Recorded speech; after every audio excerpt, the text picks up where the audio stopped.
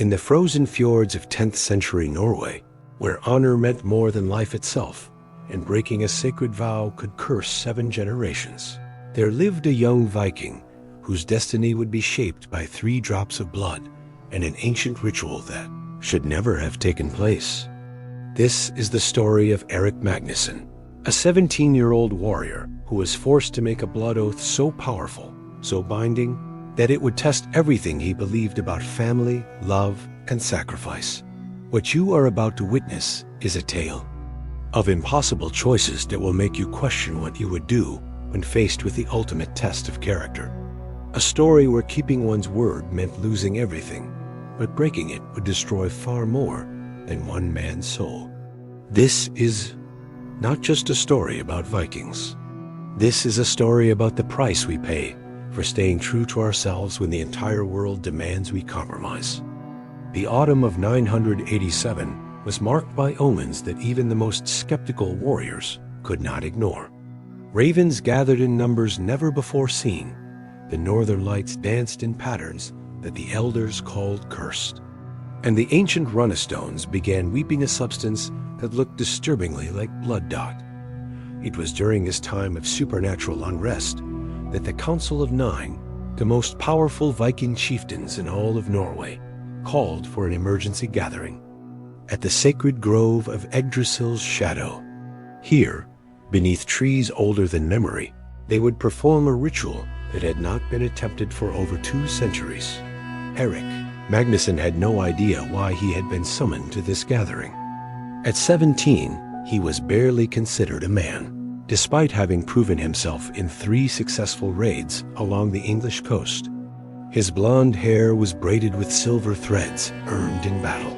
His blue eyes held the steady gaze of someone who had looked death in the face and refused to blink.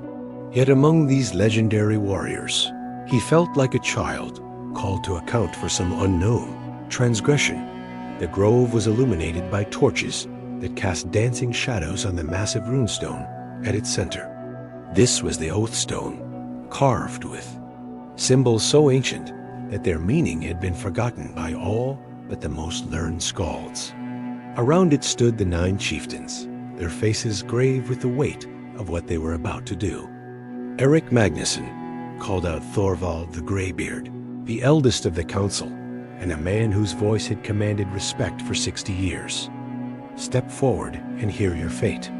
Erik's father, Magnus the Ironhand, stood among the chieftains, but his face was unreadable in the flickering torchlight. There was no warmth in his eyes, no hint of the man who had taught Erik to use a sword and shield. Tonight, Magnus looked like a stranger. Young warrior, Thorvald continued, the gods have sent us signs that a great darkness approaches our lands. Christian armies gather in the south, ready to sweep away our traditions and enslave our people to their foreign god. But the Norns have also shown us hope. There exists an artifact of such power that it could unite all Viking clans under one banner and drive back any invader. The old chieftain gestured to a wooden chest that sat beside the oath stone, its surface carved with protective runes and bound with iron chains. Even from several feet away, Erik could feel something emanating from within it, a presence that made his skin crawl and his battle-tested courage waver. Behold, Thorvald said as he opened the chest, Mjolnir's echo, the hammer of the first, king of all Vikings. Legend says it was blessed by Thor himself and given to Ragnar the Uniter 300 years ago. With this weapon in hand, any true-blooded Viking can command the loyalty of every warrior from Iceland to the lands of the Vauns. Russ, the hammer that emerged from the chest, was unlike anything Erik had ever seen.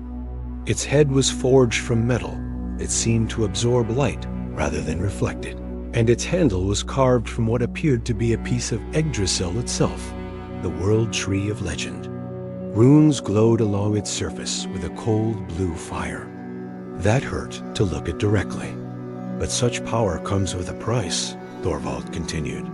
This weapon cannot simply be wielded by anyone. It must be bonded to a guardian through a blood oath so sacred, so binding, that breaking it would mean not just death, but the cursing of the Guardian's entire bloodline for 7 generations. Erik's mouth went dry. Why are you telling me this? Because you, Erik Magnusson, had been chosen to be its guardian.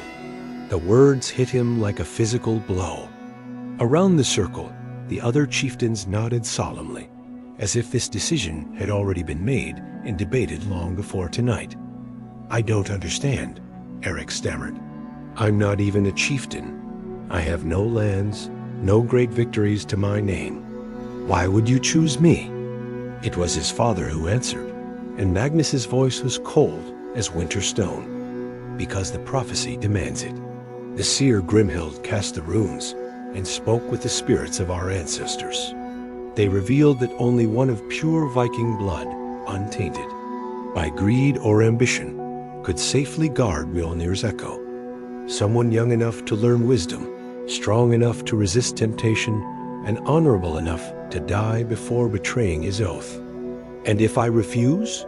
Thorvald's weathered face showed no emotion. Then you will die tonight, here in this grove, and we will seek another guardian. But know this, young Erik, if you accept this burden, you will swear to guard this weapon until your dying breath.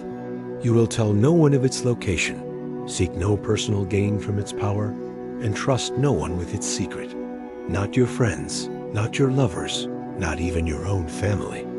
Erik looked around the circle of faces, searching for some hint of mercy or understanding. But these were not men who dealt in mercy. They were Vikings, and Vikings understood only strength, honor, and the keeping of oaths. What exactly would this oath require of me? You will cut your palm with the sacred blade, Thorvald explained, producing a knife whose edge gleamed with supernatural sharpness. Your blood will fall upon Mjolnir's echo, bonding you to it forever. From that moment, you will be its guardian and protector. You will hide it where no enemy can find it, and you will die before allowing it to fall into unworthy hands. And if I succeed, if I keep this oath faithfully, then when the time of greatest need arrives, when our people face extinction, you will be called upon to wield Mjolnir's echo in the final battle for the survival of all Viking kind. You will become a legend sung by skalds until the end of time. Erik closed his eyes and tried to think.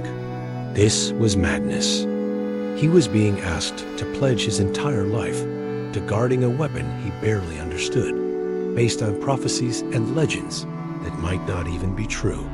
But as he stood in that ancient grove, surrounded by the most powerful men in Norway, he realized he had no real choice. I accept, he said quietly. The ritual that followed would haunt Erik's dreams for the rest of his life.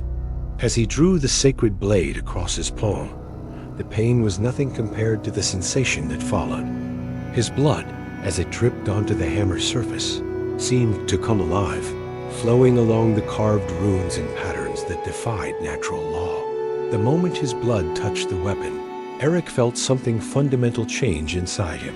It was as if invisible chains had been wrapped around his soul, binding him to this artifact with bonds stronger than steel. He could feel its presence in his mind, a constant weight that he knew would never leave him. Speak the words, Thorvald commanded. Erik's voice came out steady despite the turmoil in his heart.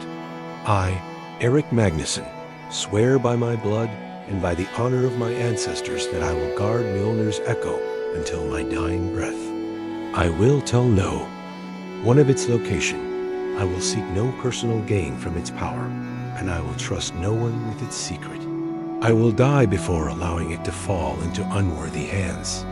This I swear, or may the gods strike me down and curse my bloodline for 7 generations. As the final words left his lips, the hammer blazed with cold fire for just an instant, then went dark. The bond was complete. Erik was no longer just a young Viking warrior. He was the guardian of a legend, bound by an oath that could never be broken. But as he wrapped his bleeding hand in cloth and prepared to leave the grove, Erik had no idea that his greatest test was yet to come. For the very men who had chosen him as guardian were already planning to take Mjolnir's echo for themselves, and his own father would prove to be his most dangerous enemy. 3 months had passed since that night in the sacred grove, and Erik had settled into his new role as guardian of the ancient hammer. He had hidden Mjolnir's echo in a place so secret, so well protected, that he was confident no enemy could ever find it, beneath the floor of his own sleeping chamber, wrapped in sealskin and buried in an iron chest beneath 3 feet of stone and earth. Every night, he could feel its presence calling to him, like a whisper in the darkness that spoke of power and glory beyond imagination. But Erik had sworn oath, and he intended to keep it, no matter how great the temptation became. Dot was on a cold morning in late winter that everything began to unravel. Erik was practicing his swordsmanship in the courtyard when he noticed something that made his blood run cold. His father was meeting secretly with Olaf the Black, a notorious Viking raider known for his willingness to sell his services to the highest bidder, including Christian enemies. That night, Erik crept through the shadows of his family's longhouse, moving like a ghost through rooms he had known since childhood. Following the sound of hushed voices, he found himself crouched outside his father's private chamber, listening to a conversation that would shatter his world. "The Christians are offering 50 pounds of silver," Olaf was saying, his voice thick with greed. "All they want is the location of the ancient weapon and the death of its guardian. And you're certain they can be trusted?" Magnus replied. His voice carried none of the warmth Erik remembered from his childhood, only cold calculation. "As certain as I can be when dealing with Christian dogs. But their gold is real enough, and they've already paid half. All we need to do is deliver the hammer and the boy's head, and we'll be rich enough to buy our own kingdom." Erik's hands trembled with rage and disbelief. His own father was planning to murder him for Christian gold. "The boy is my son," Magnus said, but there was no emotion in his voice. "I raised him, trained him, taught him everything he knows about being a warrior. And now he's outlived his usefulness. The Christians don't want just the weapon, Magnus.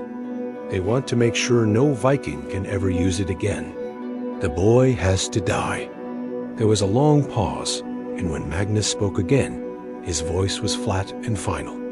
"Then he dies. But I want it done cleanly, without suffering. He may have disappointed me, but he is still my blood." Erik bit his tongue to keep from crying out in anguish. The man he had called father, the man he had admired and tried to emulate his entire life, was planning to murder him for money. "When?" Olaf asked. "Tomorrow night. There's a new moon, perfect for disposing of a body where it will never be found. We'll tell the others that he was killed by bandits while traveling to visit his cousin in the north. By the time anyone thinks to question the story, we'll be far away with our Christian gold." Erik had heard enough.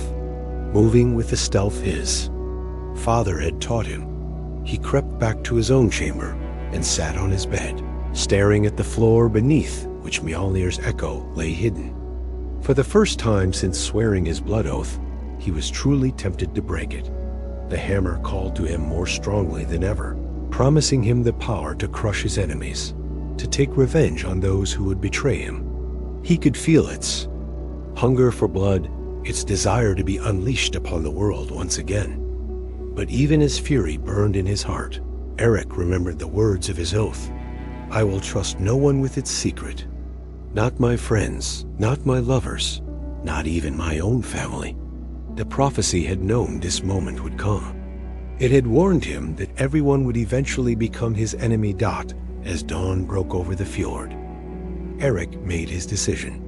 He would not break his oath, not even to save his own life. But neither would he go meekly to his death. That evening, as his father and Olaf prepared to spring their trap, Erik was ready for them. When they came to his chamber with weapons drawn and murder in their hearts, they found him sitting calmly on his bed, his own sword across his knees. "Hello, father," Erik said quietly. I've been expecting you." Magnus stopped in the doorway, his face showing surprise for just an instant before hardening into resolve. "You know then? I know that you value Christian gold more than Viking honor. I know that you're willing to murder your own son for money. And I know that you've forgotten everything our people stand for. Our people are dying, boy." Magnus snarled, his composure finally cracking.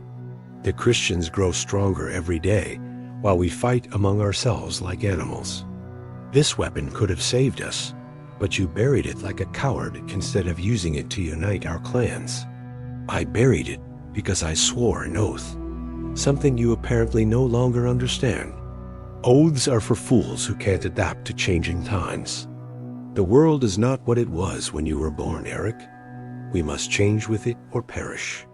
Erik stood slowly, his hand tightening on his sword hilt. "Then I choose to perish as a Viking rather than live as a traitor." The battle that followed was brief but vicious. Magnus was an experienced warrior, but Erik had youth and desperation on his side.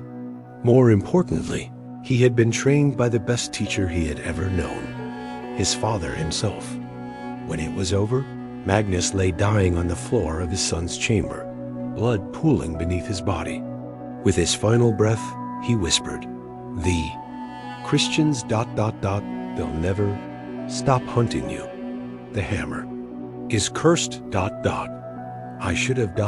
warned you." Erik knelt beside his father's body, tears streaming down his face. He had kept his oath, but the price had been higher than he ever imagined. He was now truly alone in the world, with no one to trust and enemies closing in from all sides. But his trials were far from over.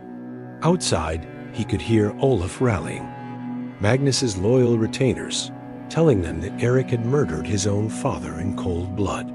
Soon they would come for him with fire and steel, and he would have to fight his way out or die in the attempt.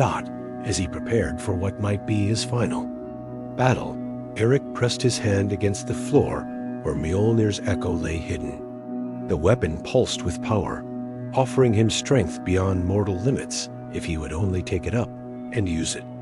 But Erik Magnusson was a Viking, and Vikings kept their oaths, no matter the cost. What do you think of Erik's situation so far? Could you have made the same choice when faced with your own father's betrayal? Tell us in the comments what you would do if the person you trusted most became your greatest enemy. Erik fought his way out of his father's longhouse like a man possessed, his sword carving a bloody path through warriors he had known since childhood. But even as he escaped into the frozen wilderness, he knew this was only the beginning of his troubles. Word of his father's death would spread quickly, and soon every bounty hunter and treasure seeker in Norway would be hunting for him. For 2 weeks, he lived like a wild animal in the mountains, sleeping in caves and surviving on whatever game he could catch. The winter was harsh, but not as harsh as the knowledge that he was now the most wanted man in all the northern lands. It was during this time of exile that Erik received a message that made his blood run cold. A young shepherd boy, paid with a silver coin to deliver the news, brought word that Ingrid Eriksdottir, the woman Erik had loved since childhood, had been taken captive by Christian mercenaries. Ingrid was everything Erik had ever wanted in a woman, brave, intelligent, and beautiful beyond description. Her golden hair caught sunlight like spun gold, and her green eyes held depths that could make a man forget his own name. They had grown up together, played as children in the same meadows, shared their first kiss under the northern lights when they were barely 15. But more than her beauty, Erik loved her spirit.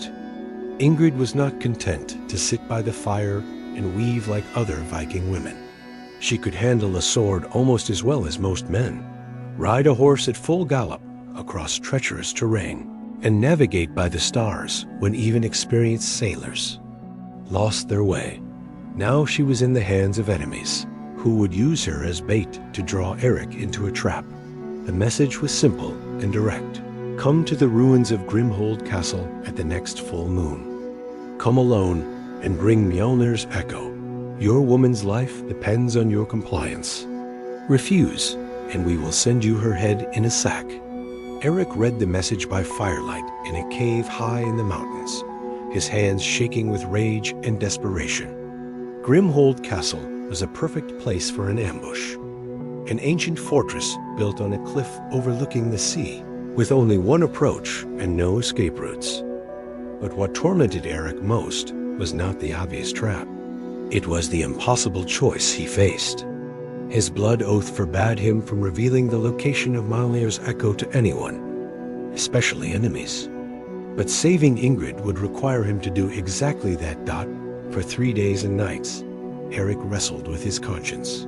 He could feel the hammer calling to him from its hiding place miles away, promising him the power to rescue Ingrid and destroy his enemies. All he had to do was break his oath, just this once, for love. On the 4th day, he made his decision. Erik returned to his family's settlement under cover of darkness, moving through the shadows like a ghost, returning to haunt the living. The longhouse was guarded, but Erik knew every stone and beam of the place where he had grown up. He slipped inside through a forgotten passage he had discovered as a child and made his way to his former chamber. The iron chest was still there, hidden beneath the floor exactly where he had left it. As Erik's hands closed around Mjolnir's echo for the first time since the night of his oath, power coursed through him like lightning. For just an instant, he felt what it would be like to be truly invincible, to command the loyalty of every Viking warrior who ever lived. But the moment passed, and Erik was just a young man again, holding an ancient weapon and preparing to walk into certain death for the woman he loved. The journey to Grimhold Castle took 2 days through treacherous mountain passes. With each step, Erik felt the weight of his decision pressing down on him like a physical burden. He was about to break the most sacred oath of his life, to betray the trust placed in him by the greatest chieftains in Norway. But what else could he do? How could he call himself a man if he let the woman he loved die to protect an ancient weapon? Grimhold Castle loomed against the stormy sky like a monument to death itself. Built 3 centuries earlier by a mad king who believed he could summon demons to fight his battles, it had been abandoned for generations after its builders were found dead in their beds, their faces twisted with supernatural terror. As Erik approached the main gate, he could see his enemies waiting for him. 24 Christian mercenaries, led by a tall man in priest's robes whose face was marked with ritual scars. This could only be Brother Aldrich, the fanatic monk who had dedicated his life to destroying Viking culture and converting their lands to Christianity. Erik Magnusson, Aldrich called out, his voice echoing off the stone walls. "I am pleased you accepted our invitation. Your woman is quite beautiful. It would have been a shame to kill her unnecessarily." "Let me see her," Erik demanded, his hand resting on Mjolnir's echo where it hung at his belt. A side door opened, and 2 mercenaries dragged Ingrid into view. Even from a distance, Erik could see that she had been beaten.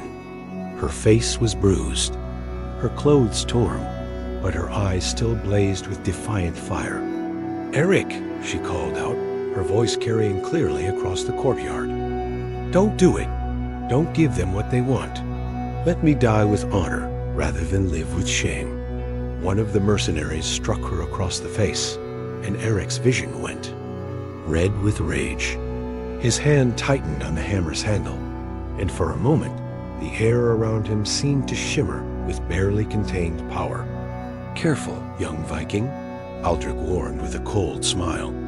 "Control your temper, or your woman pays the price. Now, place the weapon on the ground and step away from it. Do this, and she lives. Refuse, and she dies slowly while you watch." This was the moment Erik had dreaded, the choice between his oath and his heart, between duty and love, between honor and life itself. As he looked into Ingrid's eyes across that windswept courtyard, Erik saw something that made his decision for him. She was shaking her head slightly, trying to tell him something without words. And suddenly, he understood that Ingrid knew about his oath. She knew what the hammer represented, and what it would mean if it fell into Christian hands. And she was telling him, with every fiber of her being, not to betray everything he stood for, not even to save her life. "I'm sorry," Erik whispered, knowing she couldn't hear him, but hoping somehow she would understand. Then he drew Mjolnir's echo from his belt and held it high above his head. The hammer blazed with cold fire, its runes glowing like stars against the darkening sky. Erik felt its power flowing through him, transforming him from a desperate young man into something far more dangerous. "You want this weapon?" he shouted to the Christians. "Come and take it." What followed was not a battle, but a slaughter. Erik moved like a force of nature unleashed, Mjolnir's echo crushing armor, bone, and stone with equal ease. The mercenaries' swords shattered against its supernatural hardness. Their shields exploded into splinters when it touched them. But even as Erik carved through his enemies like wheat before the scythe, he knew he was fighting a losing battle. There were too many of them, and more kept appearing from hidden positions around the castle. It was then that Ingrid broke free from her captors and ran toward him, a sword she had taken from a fallen mercenary in her hands. For just an instant, Erik's heart soared with hope. Together, they might actually have a chance, but Brother Aldrich had one final card to play. As Ingrid reached Erik's side, the fanatical priest pulled out a crossbow and took careful aim. "If I cannot have the weapon," he snarled, "then no one will." The bolt took Ingrid in the back, spinning her around and sending her crashing to the ground at Erik's feet. As her blood spread across the ancient stones, she looked up at him with eyes that were already growing dim. "I'm proud of you," she whispered. "You chose honor.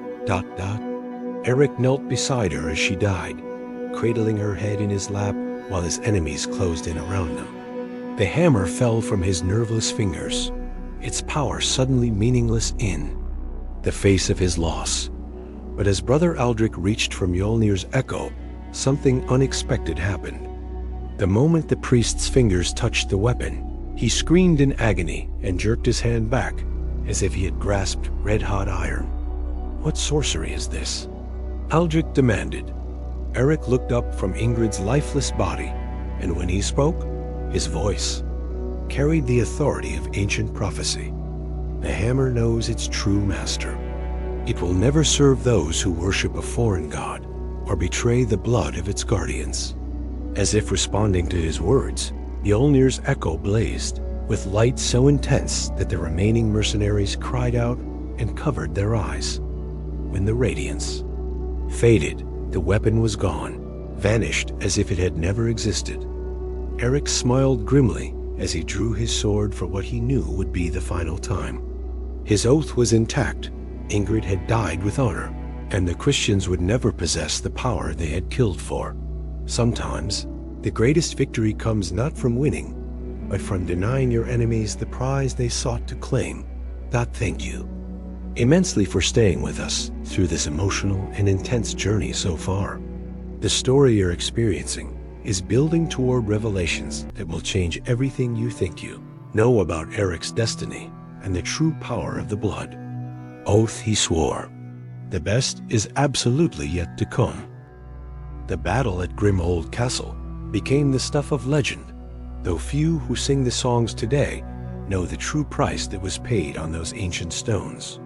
Erik Magnusson died as he had lived, with honor intact and his word unbroken. But his death was not the end of the story.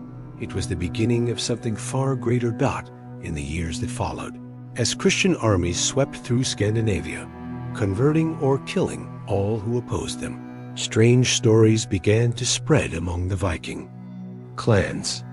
Stories of a ghostly warrior who appeared during their darkest hours, wielding a hammer that blazed with divine fire and driving back their enemies when defeat seemed certain. The truth, as is often the case with legends, was both simpler and more complex than the story suggested. Erik's blood oath had bound him to Mjolnir's echo, not just in life, but in death as well. The hammer had not disappeared at Grimhold Castle. It had merged with his spirit, becoming a weapon that could only be wielded by one who had proven himself worthy through ultimate sacrifice. But perhaps the most remarkable part of this tale is what it teaches us about the nature of promises and the power of keeping one's word, even when the entire world demands compromise. Erik faced every temptation that could break a man: family betrayal, mortal danger, and the loss of true love. Yet through it all, he held fast to the oath he had sworn in blood beneath ancient trees dot in our modern world, where agreements are broken as easily as they are made, and where loyalty is often seen as weakness. Erik's story reminds us that some things must remain sacred if we are to remain human. His blood oath was not just about protecting an ancient weapon. It was about protecting the idea that honor matters more than convenience, that integrity is worth more than gold, and that some principles are worth dying for. The Vikings understood something that we have perhaps forgotten, that a person's word is their bond with the universe itself, and breaking that bond breaks something essential in the soul. Erik kept his oath not because it was easy, but because it was right. Not because it brought him happiness, but because it brought him honor. What do you think? In Erik's position, faced with the choice between saving the woman you love and keeping a sacred promise, what would you have done? Could you have made the same sacrifice he made, knowing that honor would be your only reward? The comments section is waiting for your thoughts on this incredible journey through the harsh world of medieval Scandinavia, where legends were born and oaths were kept, no matter the cost. If this story moved you, if it made you think about the promises you've made in your own life, and whether you would have the strength to keep them when keeping them costs everything, then please subscribe to our channel.